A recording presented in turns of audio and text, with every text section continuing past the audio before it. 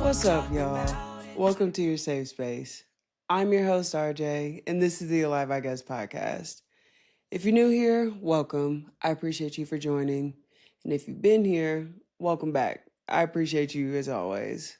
Be sure to follow us on Instagram, TikTok, Threads, and Facebook at Alive I Guess Podcast. For inquiries, email aliveiguesspodcast@gmail.com. And for I Say This With Love submissions, visit tinyurl.com/AIGP advice. Today, we are going to be discussing athletic retirement.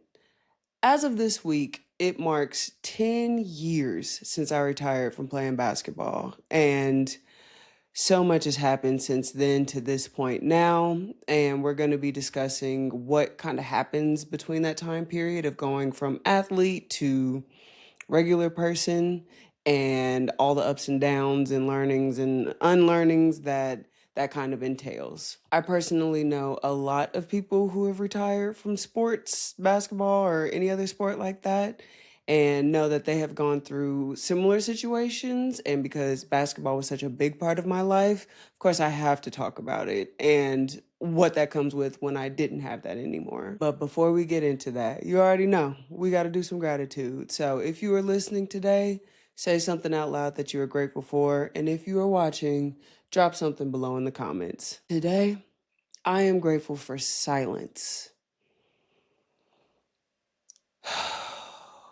It's such a noisy world. It's such noisy times. So many distractions, so many things. Like, things don't really shut off at the end of the day. It's just always stuff happening. Always something on TV, the radio, your phone. It's always something going on. Always some noise.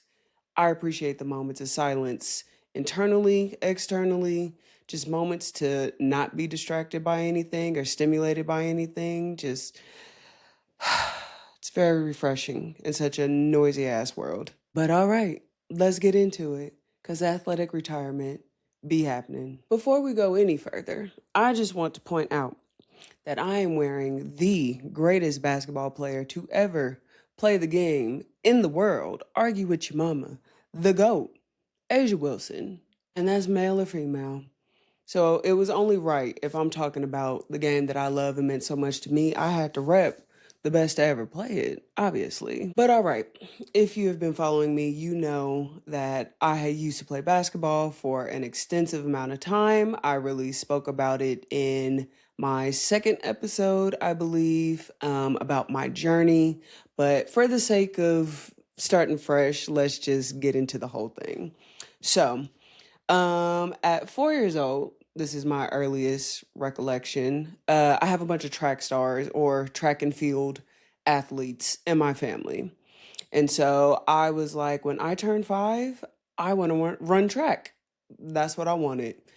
At 4, a few days later, after my birthday, bike hit me, broke my leg. So I'm 4 years old in a cast. Heal up, get strong. At 5, I start running track, and I'm quick. I'm a big ass kid, but I'm fast. I'm the anchor. Actually, I was the second leg and the anchor in the same race at one point, and it was a relay. Okay, if you know, you know. But I ran track.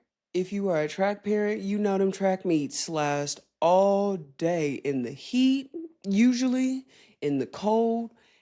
All the weekends, you got to travel. It's a lot of sitting around. And it wasn't just me. It was me and my brother, me and my aunts and uncles, just me and all of my family. So I was the youngest at the time.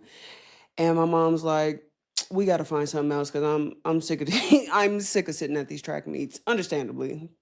Me today, I'm not trying to do that either. So then when I turned 6, I start looking into just new things in the world. And one day I'm watching TV and this man with his balls doing all these tricks. And I'm like, who is that?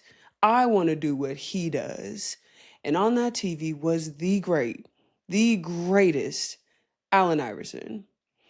And from there, I fell in love with basketball and Allen Iverson. Like, I was not a point guard at all, but I tried to model my game after him. I wanted to wear the elbow sleeve. I wanted to be number 3. I had the cornrows. You already know I dressed up as him in Halloween a few years. I even have a tattoo on my ribs that says "Only the strong survive." He has the same tattoo, but it's on his arm. Like I really just love and admire this man. Went through a lot of adversity, and I wanted to play basketball. And so my track dreams were set down after a year, and we pivoted to basketball. Also at the time, this was a few years after my parents split up, and my mom is with my stepdad, who is in the basketball world. So it's really like hand in hand with my career. Like my stepdad, although I have not spoken to him for years, very instrumental in my life, taught me so much that I am just forever grateful for. I hope one day I can let him know how grateful I am, even though I've let him know, like being this adult version of me and knowing all the things he taught me and the lessons that I've carried to this point. Hope I get to tell him that one day. But he was very instrumental, put me in a lot of positions to exceed in my game. Taught a lot of the NBA players that were, I'd say, around in the like 2010s, in the 2000s, 2010s, late 2010s. Like that's what he really had a hand in. Like if you know basketball, you know this man. You know all the college coaches. Like he's really that guy in the basketball world. But we don't need to talk about his name because that's not what we're here for. But shout out to you. I love you. I miss you. So yeah, I start my journey playing basketball at 6. In the first grade, I played with the fourth graders, the girls.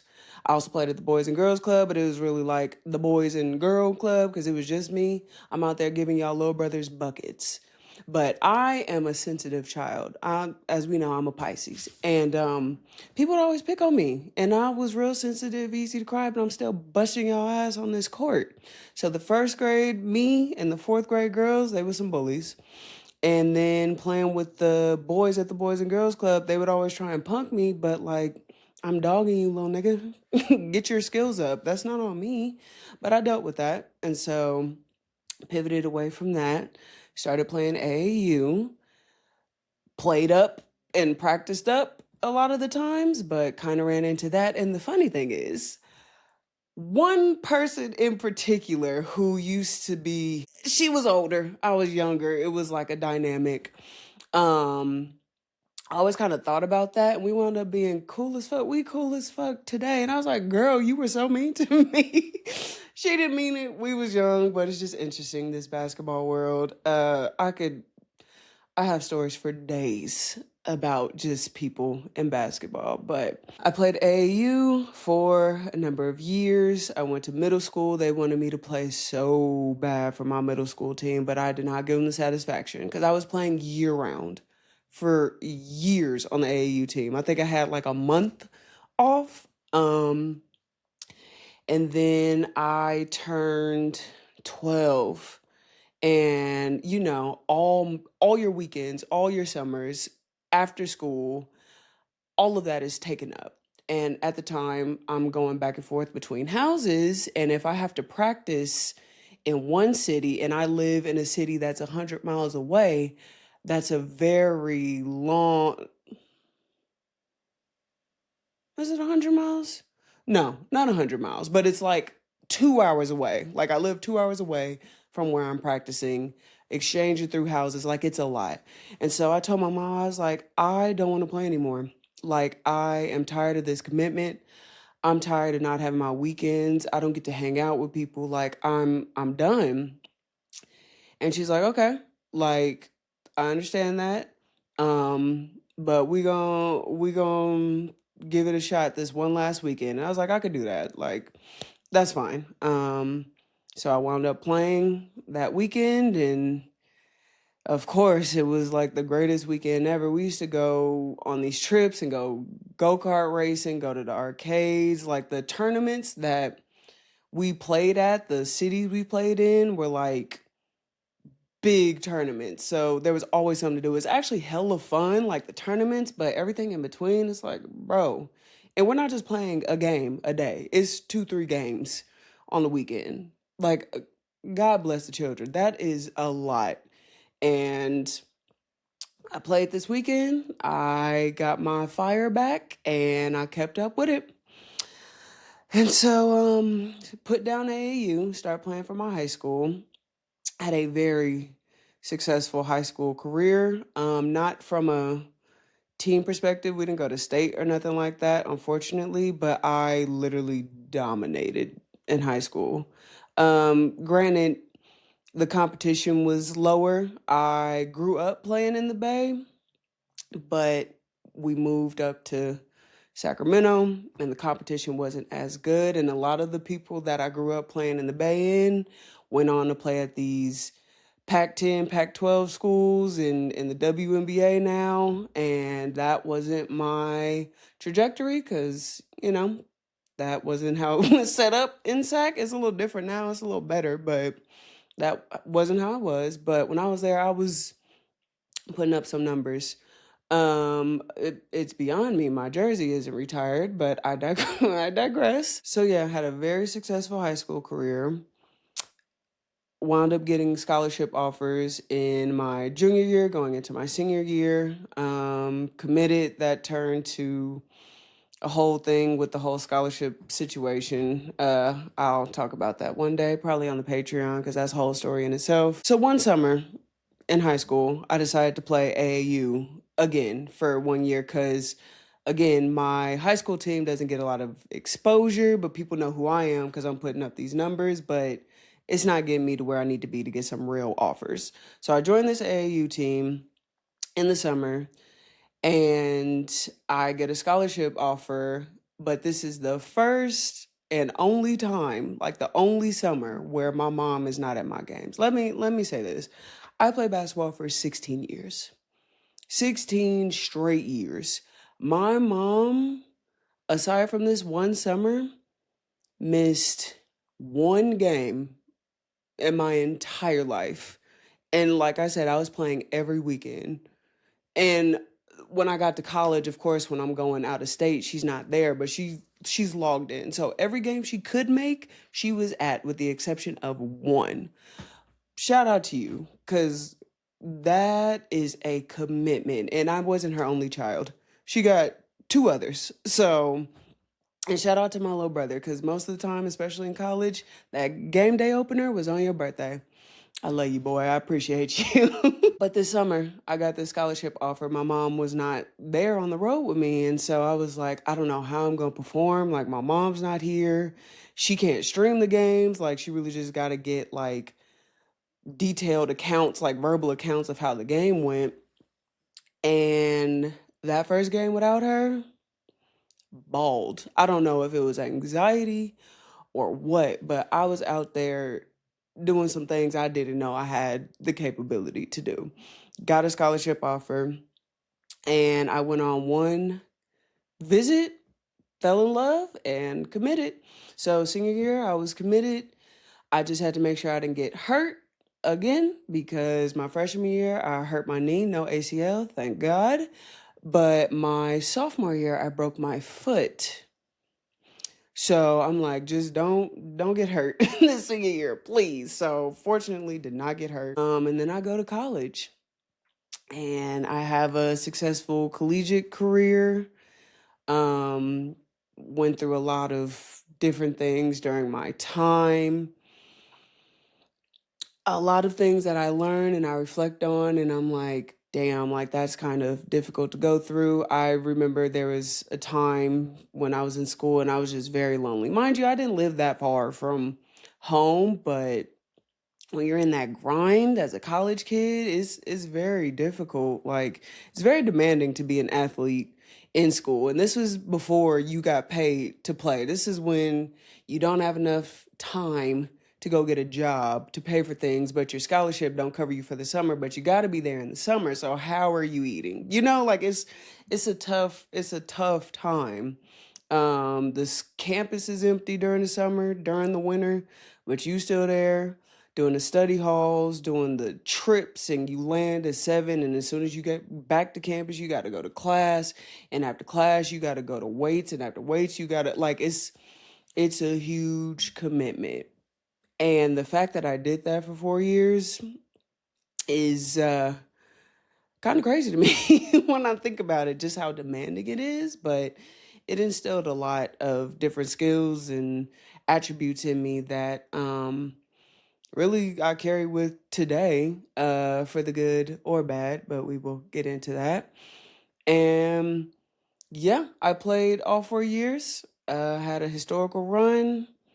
As I mentioned before, I kind of fell out of love towards the end of my career. And so, although I was sought after a lot to play overseas, I was a post player. So, for those of you who don't know what that means I'm the one in the middle, guarding and defending and blocking. Like, usually you see the tallest player on the team do that. And that's what I was, but I'm only 6 feet.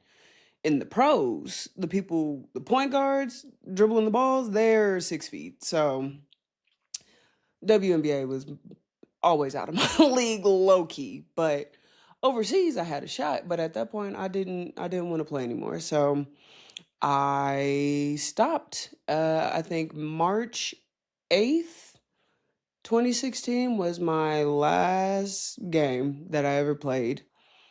And it was just like, what do I do now?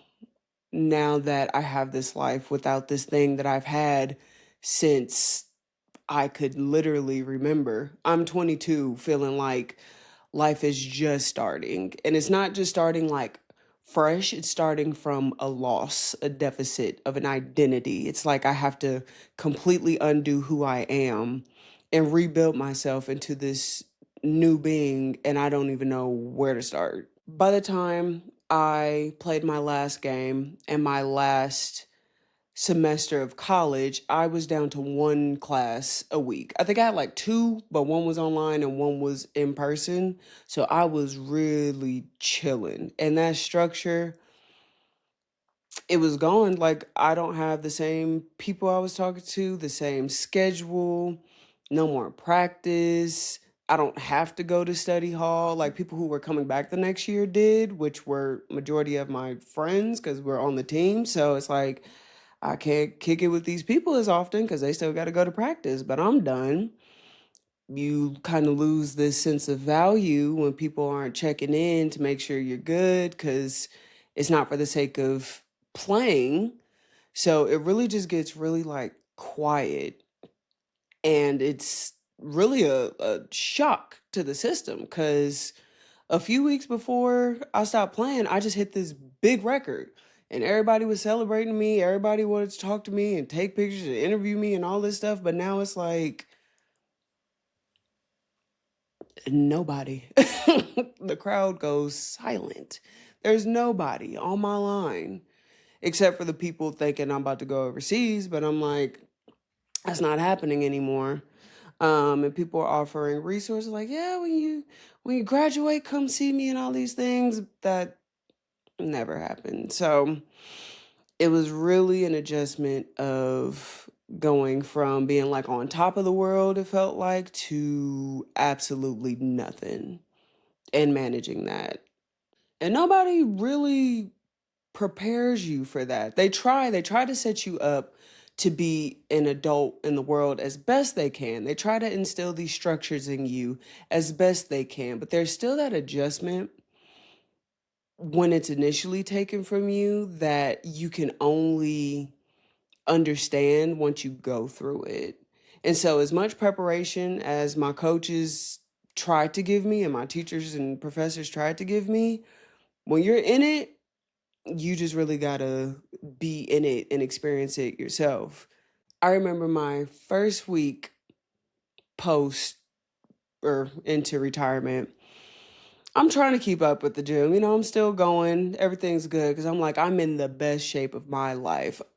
First off, we were extremely in shape. Like, my team specifically, on top of the weights in practice in the nation, normal teams average about 5 to 6 miles ran through various drills and different things in practice a day. Average 5 to 6 miles. We averaged 12 a day. We was outrunning everybody. I used to be on that court sprinting consistently, like the whole time. And during dead balls and timeouts and parts where the game isn't playing, the opponent be over there, hands on her knees, like, God damn. And I'm like, yeah, I know. Like it was insane. There was one time I had gotten so skinny because we were running so much and I was not properly nourishing my body. My coach literally pulled me out of practice or kept me after practice and was like, I'm going to drug test you. Like, are you on something? And I'm like, what? You have us running all these miles. What do you mean? Of course I'm gonna be a little small, but now I understand I was not properly fueling my body and I looked very sickly. I'm not even saying that lightly. Like I looked unhealthy. I was unhealthy. But I was quick and I was in shape. But anyway, so I tried to stay in the gym, stay consistent, keep that motivation up, and not lean into bad habits for that first week. And it went well. I think it went well for like a couple weeks. But then you get into a month or so later, and it's like, oh, I'll go next week. You try and start hanging out with people, and all of a sudden you kind of just lose touch with the regiments that you once had.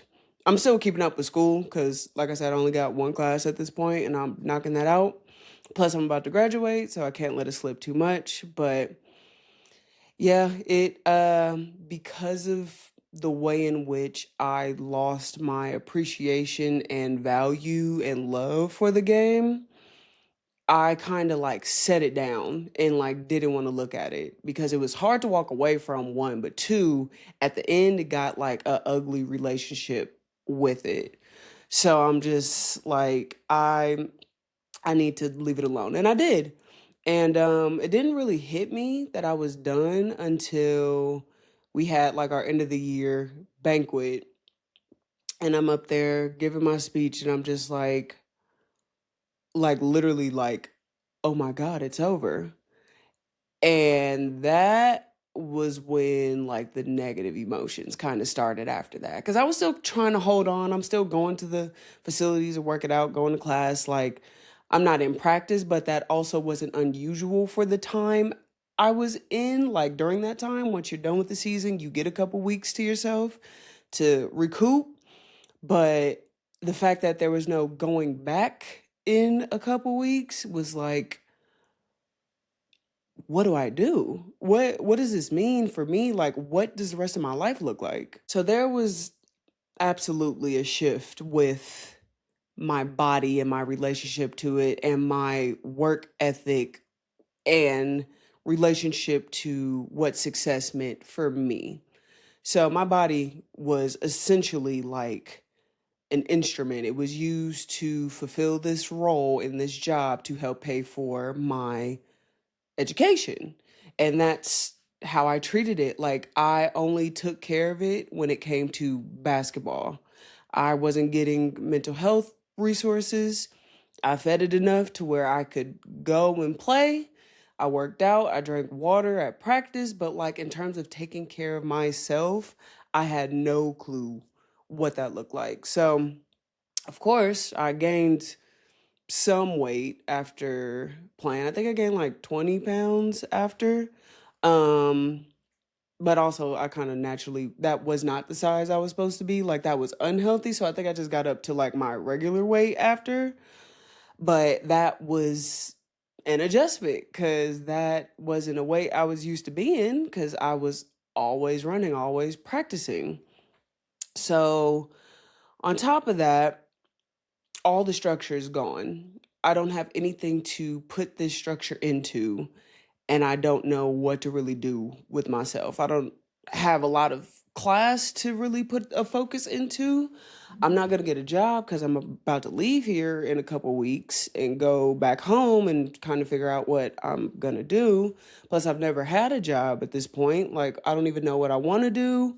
When I came to college, I wanted to be an architect. By the time I ended, I had this degree in communications. What does that even mean? What kind of jobs does that entail? I don't know a lot about the world. I definitely learned things about nutrition on like a technical term, but in terms of how to turn that into the relationship with myself,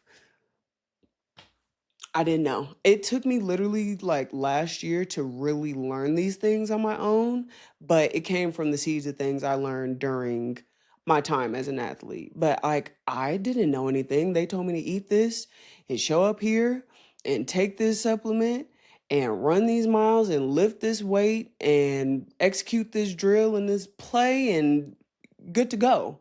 So I was used to taking orders. I didn't know how to do anything for myself.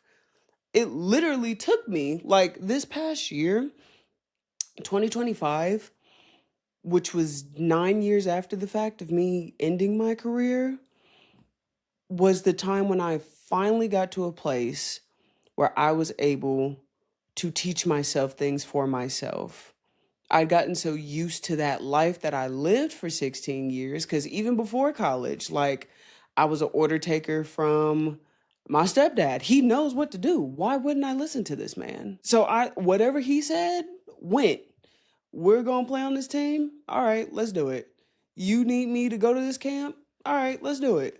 You need me to go meet this person and go work out with this person and to cut this out? Okay.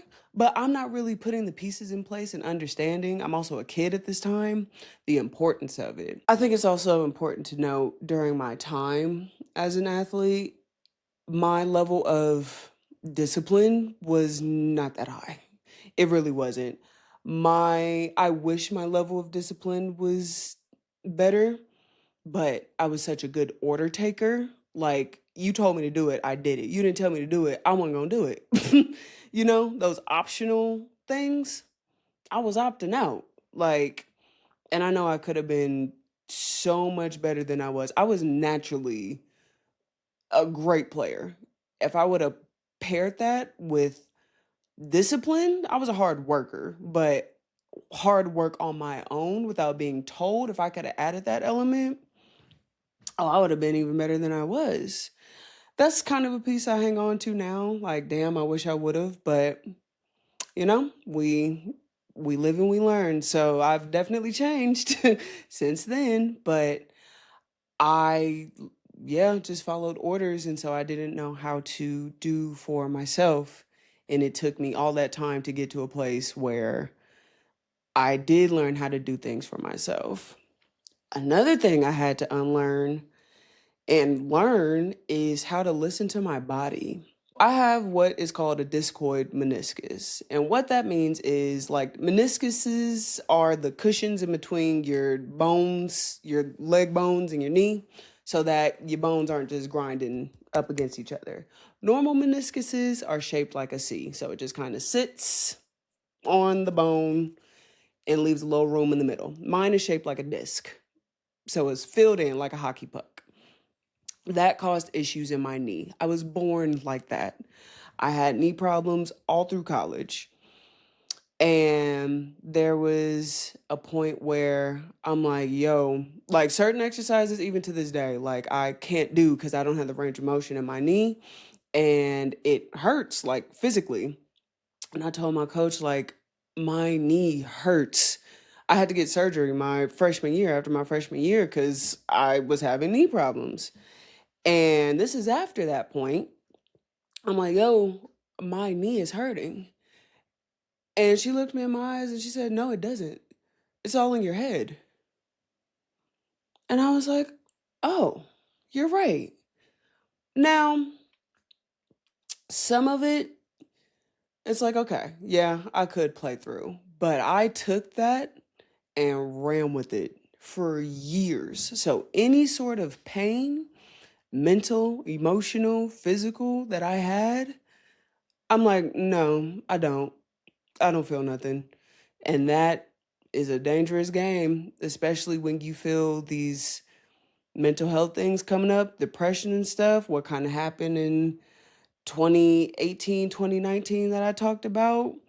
I don't know what this is. I don't like it, but I'm gonna just suppress it because we don't have time to get caught up in that. Because no, we aren't. We aren't in pain. We aren't distraught. We aren't feeling away. Like we're fine. And I got that directly from basketball. My success used to be measured in the things I could accomplish. They still kind of are. I'm still unlearning those things. When you go from we need to average this amount, you need to get this many rebounds, we need to hit these amount of points, when everything is measured in how well you could perform, you start looking at them numbers. And so life became about hitting numbers, hitting certain metrics, hitting certain levels of success. But you're taught in basketball, honor it for the moment, time to move on. Next play. That's what you're told. Next play. Whether it's good or bad, you got to move on because the game is still going. So anytime anything came up, all right, cool. What's next? And these are like big accomplishments. First year of sobriety after going through so many things with drinking. Like I'm happy, but I'm really just trying to be as happy as everyone else is around me. But I really don't feel like this is an accomplishment. It's like this is something I should have did. Like I can't let this beat me, like, because I'm not going through anything. So I gotta like work through it. Like, of course I hit 1 year. That's what I'm supposed to do. And I'm gonna hit the next one. And so I had to literally unlearn that and take a moment to be like, hey, actually, whether you're hitting these big milestones or not, like you are worthy of being celebrated and your value doesn't get determined by the things you can and can't do. Like you are still a valuable person without these things. And so recently I hit some different milestones during this process of AIGP, specifically hitting 100 subscribers. And I told myself in this process, when I hit 100, I'm going to celebrate. Now, I didn't throw a party, goddamn, but I was like, I'm going to take a moment to recognize this because this is huge. It's incredible. You got 100 different people spread out who might know you, don't know you at all, know you very well, whomever they are choosing to sit here and listen to what you have to say every week. That is worthy of celebration. And so when that moment came, I celebrated and I honored it. And that was like the first time I took a moment to celebrate something that wasn't on paper huge, but it was significant enough to me to celebrate it. And I literally had to learn that because the athlete in me would be like, 100 ain't shit. Like I still have these thoughts like 100 ain't nothing. I'm trying to get that plaque. I want 100,000. 100 is a drop in the bucket, but you gotta consistently work that muscle of unlearning and relearning. And it's a journey because although I've been out of the game for 10 years and I played for 16, things really started to click like these last like couple years. So I still got a lot of work to do. And I'm consistently doing the work every day to unlearn these things. When I started my fitness journey, I told myself, I got a number in mind in terms of weight, but that's not what we're focusing on. I'm focusing on getting back in the gym, not for a reason, not for a goal, not for anything other than just honoring my body with movement and giving it the things that it needs and wants to feel good. And that has literally been the thing that has kept me on this fitness journey and able to grow and advance in this journey because I'm not doing it for an accolade. I'm not doing it to hit a number. And it's very freeing. I know these things sound really simple, but when you are conditioned to go for the number, go for the goal, like if you don't hit that number, it's not good enough. These are big things. And even with that, like I had a strength and conditioning coach who, shout out to my boy, taught me a lot. But one of his things were like, if we're doing like drills or like you're trying to run and get to a finish line, like you don't just touch the line. You don't just run to the line, like you go past it. Like if you are running and he sees you slow up before you cross that line, you got to do it again. You are taught you go 110%. You don't just touch the line, you touch behind it. Like you give extra effort, even when you don't have it. And I carried that. I still carry that in certain aspects, but that was in terms of like physical, mental, emotional. Like you don't need to rest because we aren't done. And even when you feel tired, you can still go a little bit more. Double-edged sword. It can be a great thing. I use it in a healthy way these days, but it can also be very toxic, which I went through, not honoring my body for rest, not honoring my body for a moment to recoup, not honoring myself with doing nothing because I'm overstimulated and I can't think straight. That means not consuming more caffeine when my body's telling me I clearly need sleep. Like these are things that I had to swap out and relearn along the way, and things that I sometimes still come up against because it's years of learning that I have to unlearn. And with that, athletes, we are goal oriented by design. And so when you remove these goals from every aspect of your life that are these tangible things, and you turn to starting to listen to what you want internally and your emotions, your mental, your physical, like how you're feeling, you have to redefine what success looks like to you. And before you can redefine what success looks like, you have to understand what options there are for success. Because some things that might be successful, you might not even understand can be a measurement of success. One thing that my wife has constantly reminded me of is like the importance of rest and not doing anything and listening to your body. This has been something that we have talked about for years, and she's reminded me for years because I feel like if I'm not doing something, I'm not contributing, I'm not of importance, I'm not doing anything that is successful. And it's like there is also success in honoring how you feel and not overdoing it and taking pause to regroup so that you can go for these things that you were trying to obtain. And it took me a very long time to understand that that's actually like a thing. Because I'm like, what do you mean doing nothing is successful? But especially like during this process of podcasting and just being more in touch with myself, my body, physically grounded, I take a lot of moments to listen to my body. Like, what is it that I actually need? And doing that more often than not is something that is successful in my eyes because I know how to push the limit. I know how to work myself to the ground. I can be a workaholic. I have mentioned before, I work two jobs, two full-time jobs at one time at one point. At one point, I worked three jobs, not necessarily at the same time, but it was one job at one half of the day, another job at night, and another side hustle to fill in the time. I know how to go. It's a battery in my back. I know how to do that. I don't know how to pause. Well, I'm learning. I'm learning how to pause. But before, my measurement of success is how much can you get done? How far can you go? Who are you going to let outwork you today? Like, are you going to get better today? Are you going to be 10% better than you were? How early can you wake up? How much can you get done before this certain amount of time? Like, those were the things I used to operate off of.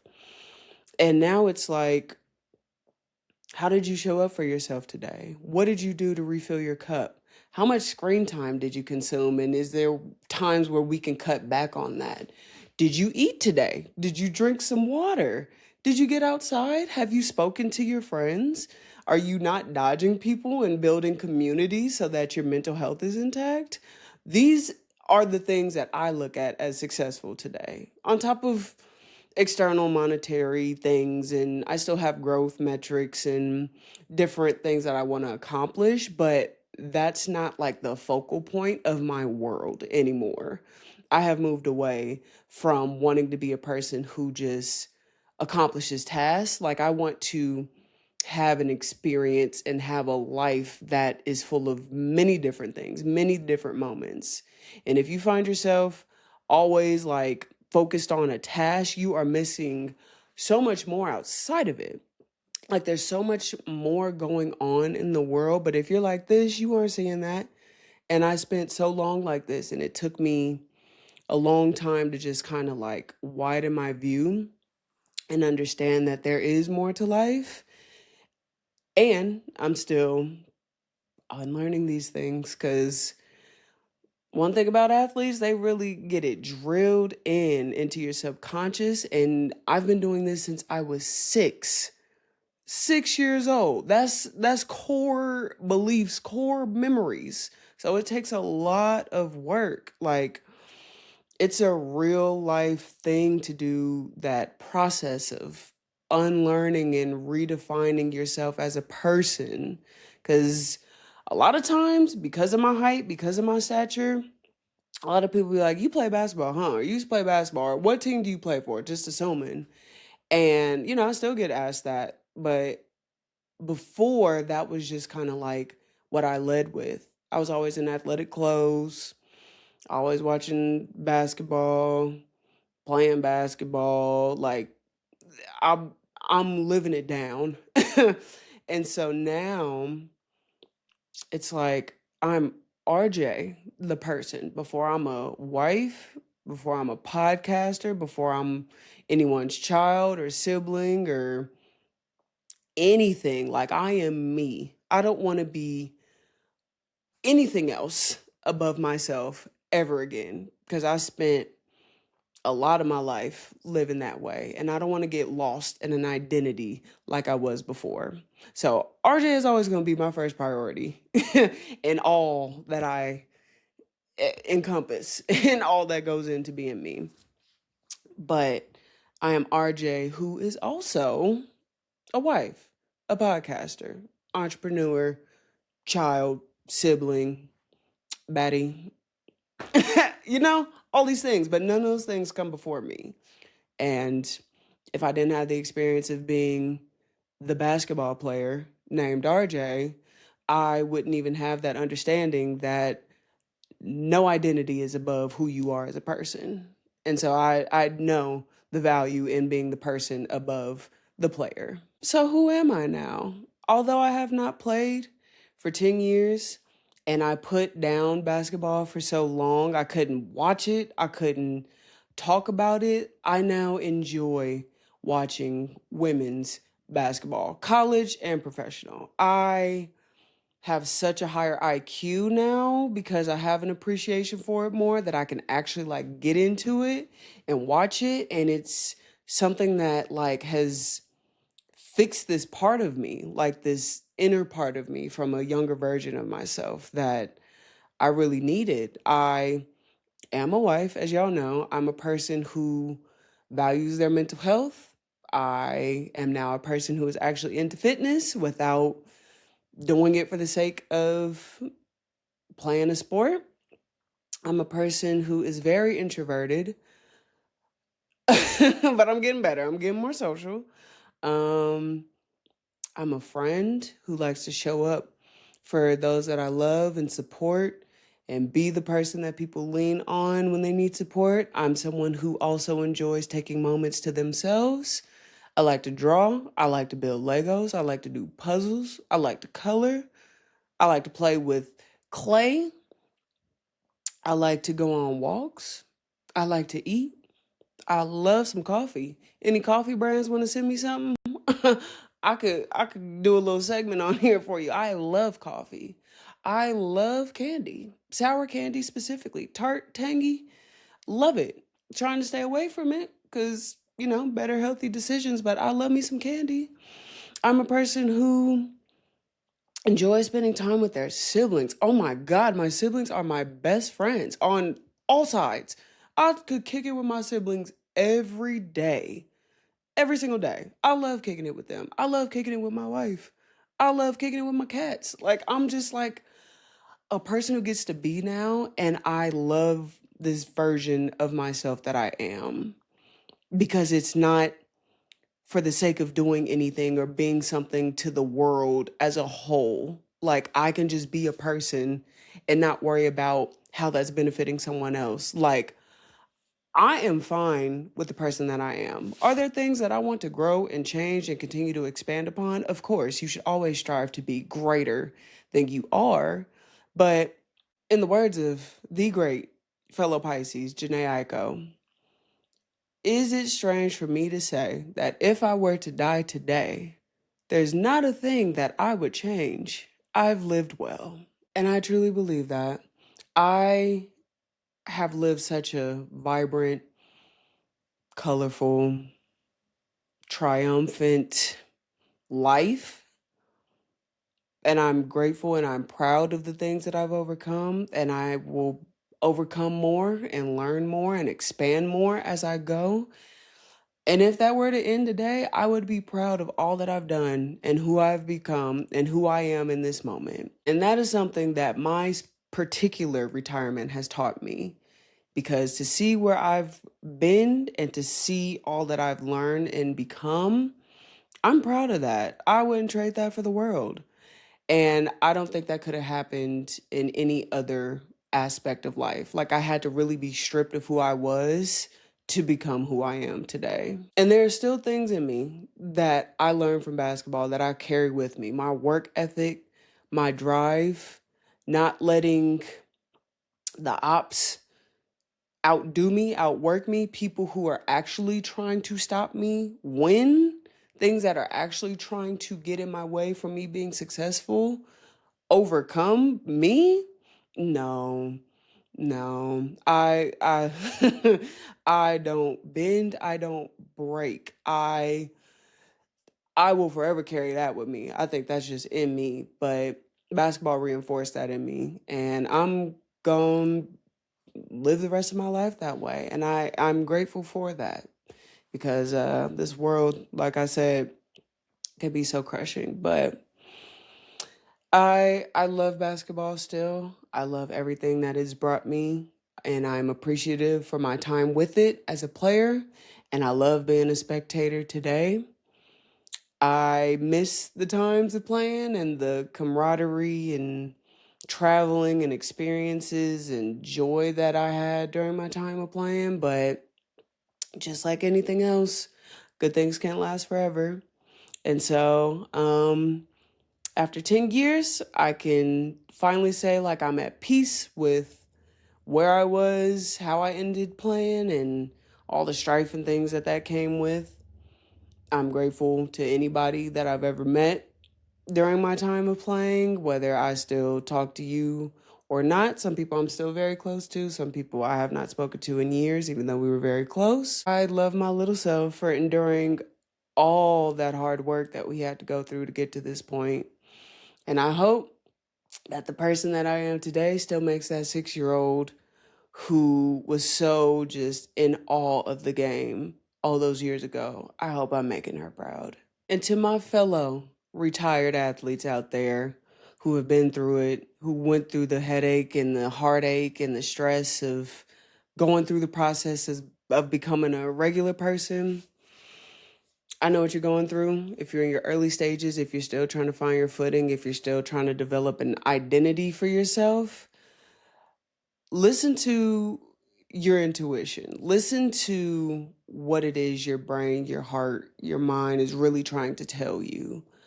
I know we have been conditioned to ignore these things, but if you really start to get in touch with who you are and your desires, the things you want to accomplish, things that interest you, you'll start to paint this larger picture of who you are.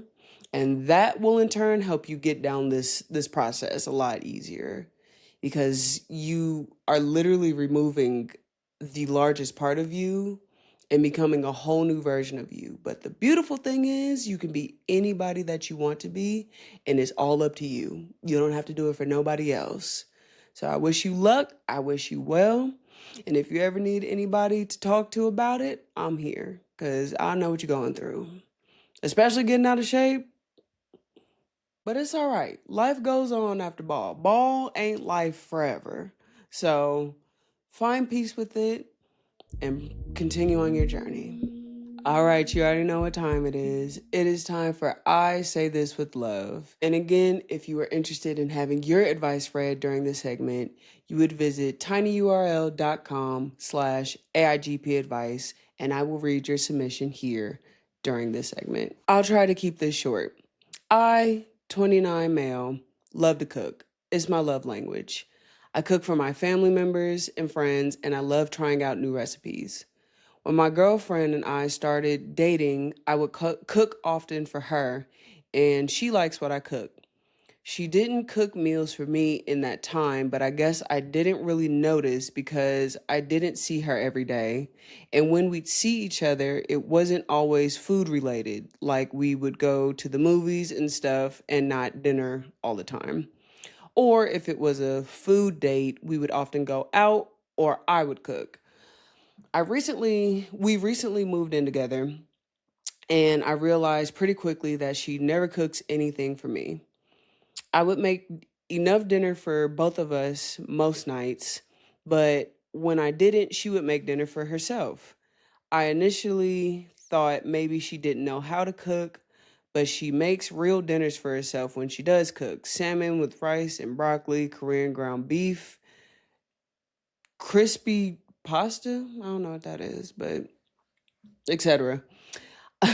I finally sat down with her a week ago and asked why she never made me dinner. She says she doesn't like cooking for others. I asked her why couldn't she just make some extra alongside her dinner? It's not like I'm asking for her to make a completely different dinner. She said it's not about the extra work. She doesn't like cooking for others. I got a little upset here and reminded her that I cook for her all the time and that if she wasn't going to cook for me, then I wouldn't cook for her either.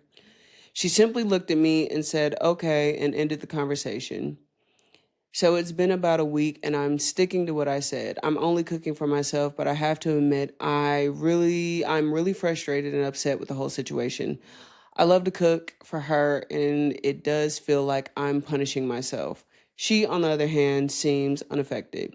She's just cycling through her favorite recipes and occasionally getting takeout. I don't know what to do here. Am I the asshole for thinking she should be cooking for me? I say this with love.